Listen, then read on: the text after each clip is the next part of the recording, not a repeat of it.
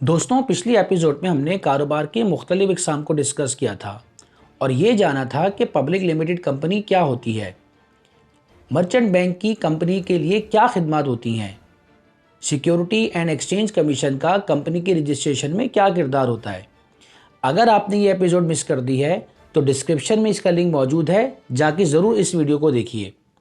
आज की एपिसोड में हम डिस्कस करेंगे कि कंपनी अपना आईपीओ कैसे लॉन्च करती है और इसके लिए कंपनी को किन मराहिल से गुजरना पड़ता है। तो चलिए चलते हैं आज की एपिसोड की तरफ।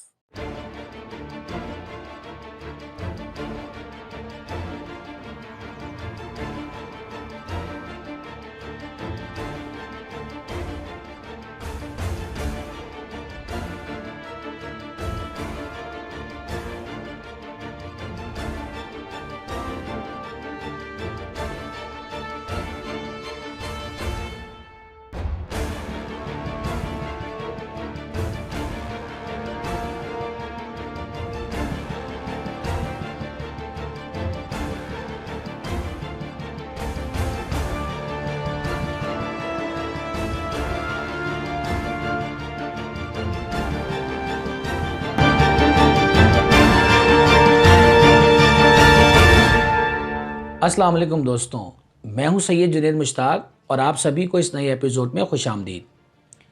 दोस्तों, आप में से अक्सर लोगों ने सुना होगा कि जब कोई कंपनी गोइंग पब्लिक होती है तो आवाम को आईपीओ इशू करती है, जिसे इनिशियल पब्लिक ऑफर कहते हैं। आईपीओ का मकसद आवाम से कैपिटल रेज करना होता है। दरअसल कंपनी की इब्तिदा चंद इन्वेस्टर्स करते हैं जिनको प्रोमोटर्स कहा जाता है। ये आपस में फ्रेंड्स या फैमिली मेम्बर्स भी हो सकते हैं। जब ये कारोबार को मजीद वसअत देना चाहते हों या फिर कंपनी से एग्जिट करना चाहते हों तो ऐसे सूरत में ये पब्लिक से कैपिटल रेज करते हैं, जिसको इनिशियल पब्लिक ऑफर कहा जाता है। तो दोस्तों, कंपनी आईपीओ इशू करने के लिए किन मराहिल से गुजरती है, आइए एक नज़र इस पर डालते हैं। सबसे पहले कंपनी आईपीओ इशू करने के लिए मर्चेंट बैंक की खिदमत लेती है, जिसको अंडरराइटर भी कहते हैं। ये merchant bank security and exchange commission से रजिस्टर्ड होता है। ये मर्चेंट बैंक कंपनी के गोल्स, कंपनी की वर्थ, कंपनी के एक्सपेंशन प्लान और रिस्क फैक्टर्स की कैलकुलेशन के मुताबिक शेयर्स की प्राइस तय करता है। इसके बाद मरहला आता है ड्यू डिलिजेंस का, यानी कंपनी के स्टार्टअप डॉक्यूमेंट्स तैयार करना, जैसा कि memorandum of association, article of association और प्रॉस्पेक्टस वगैरह वगैरह। ये डॉक्यूमेंट्स तैयार करके सिक्योरिटी एंड एक्सचेंज कमीशन के पास जमा कराए जाते हैं, जहां पर इनकी जांच की जाती है। इसके बाद अंडरराइटर और इशूइंग कंपनी के दरमियान एक मुआहिदा तय पाता है, जिसकी रूह से अंडरराइटर कंपनी के तमाम शेयर्स परचेज कर पब्लिक को सेल करेगा। दोस्तों, अब बारी आती है आईपीओ रोड शो की, जिसके तहत अंडरराइटर और इशूइंग कंपनी के नुमाइंदे अपना आईपीओ लेकर मुख्तलिफ इन्वेस्टर्स के पास जाते हैं और कंपनी में इन्वेस्टमेंट करने की दावत देते हैं। यहाँ ये बात जहन में रखना ज़रूरी है कि कंपनी रिटेल इन्वेस्टर्स यानी आम आवाम के अलावा कॉरपोरेट इन्वेस्टर्स को भी आईपीओ के तहत इन्वेस्टमेंट करने की दावत देती है। और ये इन्वेस्टर्स कंपनी की वैल्यू, कंपनी की रेपुटेशन, कंपनी के गोल्स, कंपनी के प्लान्स और इकोनॉमिक कंडीशन को देखते हुए इन्वेस्टमेंट करने का फैसला करते हैं। दोस्तों, अब मुआहिदे के मुताबिक अंडरराइटर कंपनी के तमाम शेयर्स डिस्काउंटेड प्राइस पर परचेज कर लेगा। यानी मिसाल के तौर पर अगर शेयर्स की प्राइस 20 रुपये तय हुई है तो ये अंडरराइटर 19 रुपये के हिसाब से तमाम शेयर्स परचेज कर लेगा, जो कि मिलियंस की तादाद में होते हैं, और 20 रुपये के हिसाब से पब्लिक को सेल करने के लिए आईपीओ इशू कर दिया जाएगा। और ये जो 1 रुपये का डिफरेंस है पर शेयर, ये अंडरराइटर का कमीशन या सर्विस फीस लाएगी, और इस सारे अमल को ग्रॉस स्प्रेड का नाम दिया जाता है।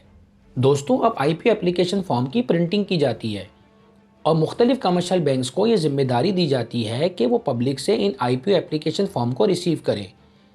अमूमन इन दरखास्तों को जमा कराने के लिए पब्लिक को 2 दिन का टाइम दिया जाता है, जिसके तहत आवाम इन दरखास्तों के साथ अपने शनाख्ती कार्ड की फ़ोटोकॉपी और जितनी मालियत के शेयर्स ख़रीदना चाहते हैं उतनी मालियत का चेक कंपनी के नाम क्रॉस करके इन दरखास्त फॉर्म के साथ जमा कराया जाता है। मिसाल के तौर पर अगर आप कंपनी के 1000 शेयर्स ख़रीदना चाहते हैं और कंपनी के एक शेयर की वैल्यू 20 रुपये है, तो आपको 20,000 रुपये का चेक कंपनी के नाम क्रॉस करके दरख्वास्त के साथ जमा कराना होगा। यहाँ एक बात और काबिल तवज्जो है कि दरख्वास्त गुजार का मुंतखब करदा किसी भी कमर्शियल बैंक में अकाउंट होना ज़रूरी है, वरना आप दरख्वास्त देने के अहल नहीं होंगे। दोस्तों, ये तो वो मराहिल थे जिनसे एक इशूइंग कंपनी गुजरती है। दूसरी तरफ आवाम जो इस आईपीओ के तहत सरमायाकारी करने में दिलचस्पी रखती है, उसको भी कुछ मराहिल से गुजरना पड़ता है। तो आइए एक नज़र इस पर भी डालते हैं कि आवाम को इस आईपीओ के तहत किन मराहिल से गुजरना पड़ता है।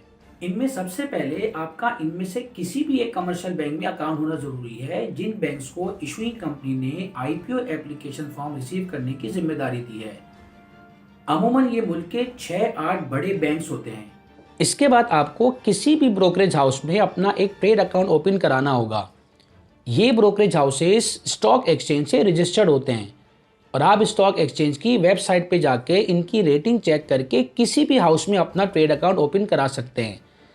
अमूमन इन अकाउंट को ओपन कराने में 300 से 400 रुपये का खर्चा आता है और फिर सारी उम्र आप इस अकाउंट से ट्रेड कर सकते हैं।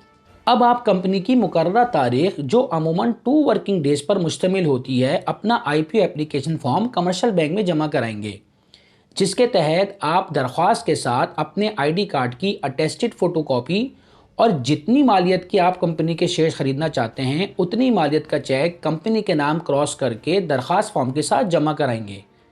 दोस्तों, इस सारे अमल की निगरानी अंडरराइटर करता है। चुनांचे जब आईपीओ एप्लीकेशन फॉर्म का अमल मुकम्मल हो जाता है तो इशूइंग कंपनी इन एप्लीकेशन फॉर्म के ओवर या अंडर सब्सक्राइब होने का ऐलान करती है और ओवर सब्सक्राइब यानी मतलूबा तादाद से ज़्यादा एप्लीकेशन आने की सूरत में बैलेटिंग के ज़रिए शेयर्स की अलॉटमेंट की जाती है। अगर आप बैलेटिंग में कामयाब करार पाए तो ये शेयर्स आपके ट्रेड अकाउंट में क्रेडिट कर दिए जाते हैं और अगर आप बैलेटिंग में नाकाम करार पाए तो ये पैसा आपके बैंक अकाउंट में रिफंड कर दिया जाता है।